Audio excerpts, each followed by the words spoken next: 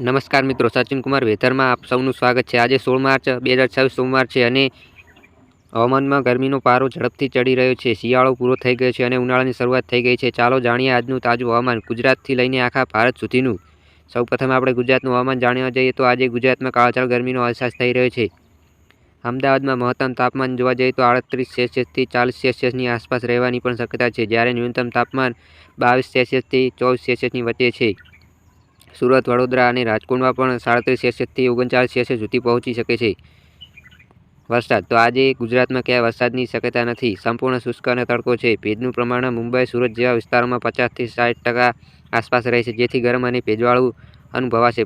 પવન પશ્ચિમ ઉત્તર પશ્ચિમ દિશામાંથી 10થી 20 કિમી પ્રતિ કલાકની ઝડપે ફૂંકાશે।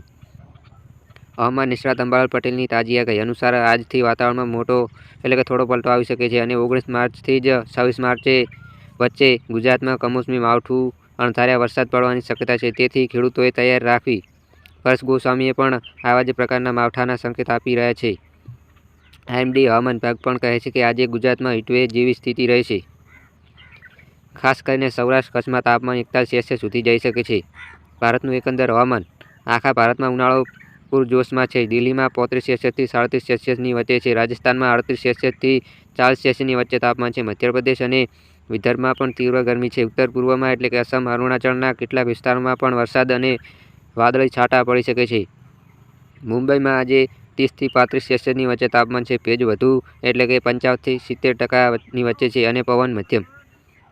કોઈ વરસાદ નથી પણ ગરમી અને ભેજથી અસરકારક અનુભવાશે। ટિપ્સ અને સલાહ: બહાર નીકળતા વખતે પાણી પીવો અને પાણી સાથે રાખો। ટોપી, ચશ્મા વાપરો। ખેડૂત ભાઈઓ, માવઠાની તૈયારી કરો, કારણ કે 18 માર્ચથી વરસાદની આગાહી છે। ગરમીથી બચવા લીલા શાકભાજી અને ફળો વધુ ખાઓ। એન્ડિંગ: આજનું હવામાનના અપડેટ આટલું જ। વધુ તાજા સમાચાર માટે સચિન કુમાર વેધર ચેનલને સબસ્ક્રાઇબ કરો, બે આઇકન દબાવો અને કોમેન્ટમાં તમારા વિસ્તારનું હવામાન જણાવો। જય હિન્દ, જય ગુજરાત। ફરી મળીશું આવતીકાલે।